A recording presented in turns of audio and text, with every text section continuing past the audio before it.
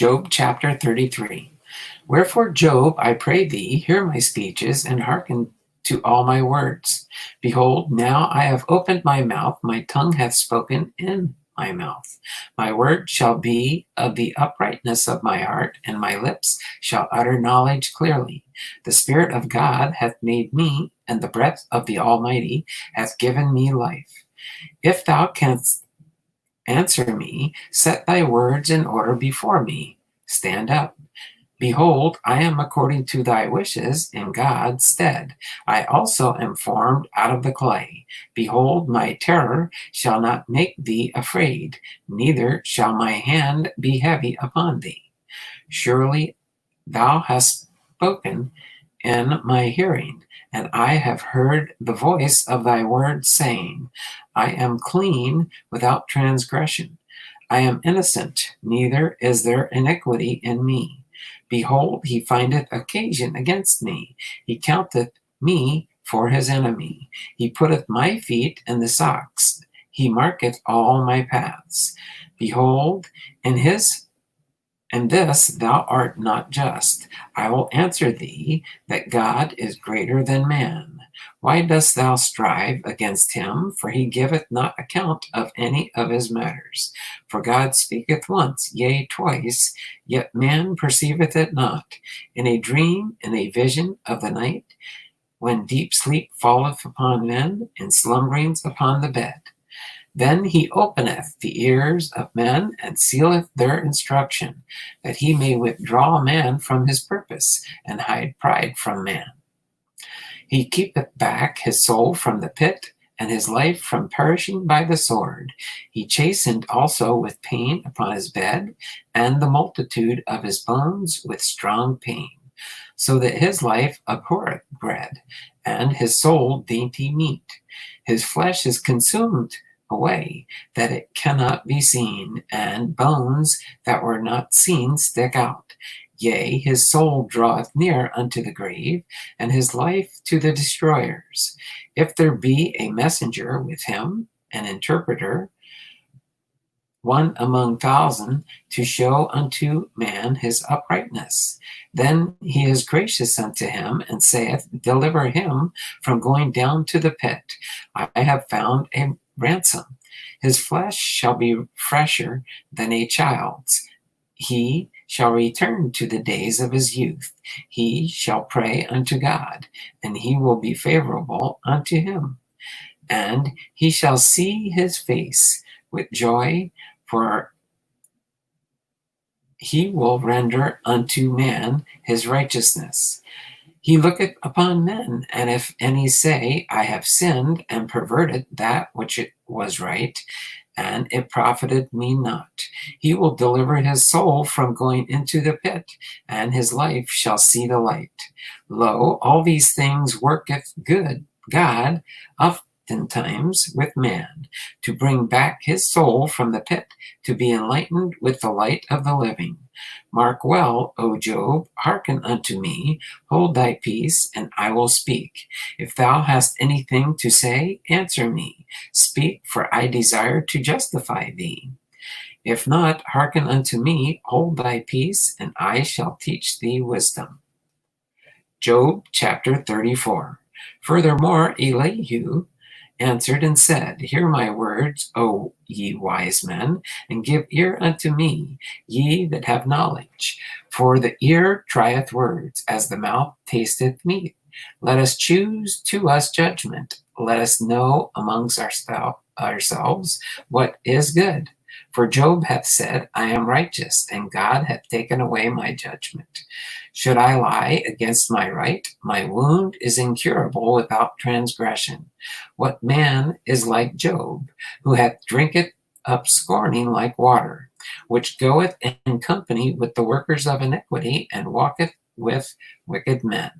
For he hath said, It profiteth a man nothing that he should delight himself with God.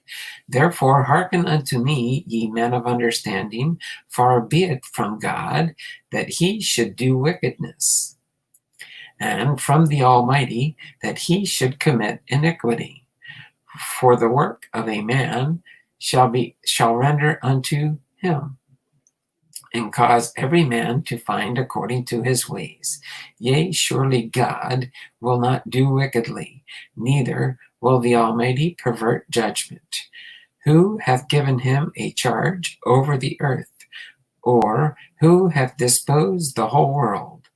If he set his heart upon man, if he gather unto himself his spirit and his breath, all flesh shall perish together, and man shall turn again unto dust. If now thou hast understanding, hear this. Hearken to the voice of my words. Shall even he that hateth right govern? And wilt thou condemn him that is most just? Is it fit to say a king, thou art wicked, and to princes, ye are ungodly? How much less to him that accepteth not the persons of princes, nor regardeth the rich more than the poor, for they are the work of his hands. In a moment shall they die, and the people shall be troubled at midnight and pass away.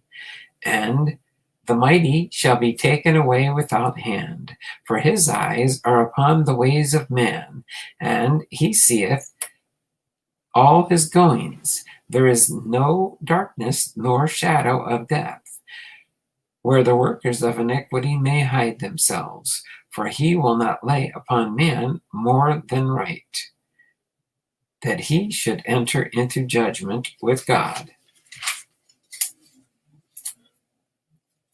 He shall break in pieces mighty men without number, and set others in their stead.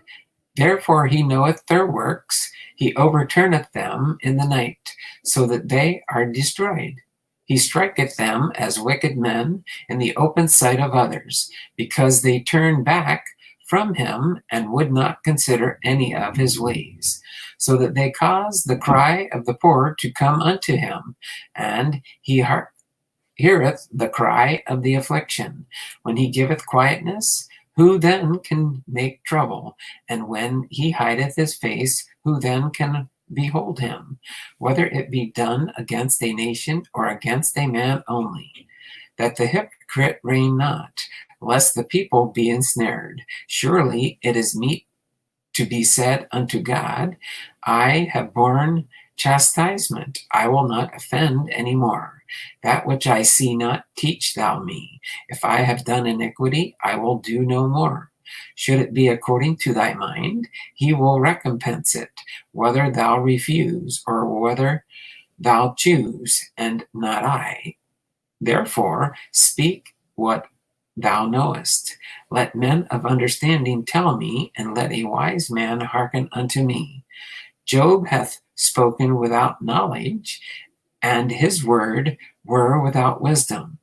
My desire is that Job may be tried unto the end because of his answers for the wicked men. For he addeth rebellion unto his sin, he clappeth his hands among us, and multiplieth his words against God. Job chapter 35. Elihu spake moreover and said, Thinkest thou this to be right, that thou saidst, My righteousness is more than God's? For thou saidst, What advantage will it be unto thee? And I, what profit shall I have? If I be cleansed from sin, I will answer thee, and thy companions with thee. Look unto the heavens and see, and behold the clouds which are highest than thou. If thou sinnest, what doest thou against him? Or if thy transgressions be multiplied, what dost thou unto him? If thou be righteous, what givest him, or what receiveth he of thine hand? Thy wickedness may hurt a man as thou art, and thy righteousness may profit the Son of Man. By reason of multitude of oppressions, they make the oppressed to cry. They cry out by reason of the arm of the mighty. But none saith, Where is God, my Maker, who giveth songs in the night, who teacheth us more than the beasts of the earth, and maketh us wiser than the fowls of heaven? Where they cry, but none giveth answer, because of the pride of evil men. Surely God will not hear vanity, neither will the Almighty regard it. Although thou sayest thou shalt not see him, yet judgment is before him. Therefore trust thou in him. But now, because it is not so, he hath visited in his anger, yet he knoweth it not in great extremity. Therefore doth Job open his mouth in vain, he multiplieth words without knowledge.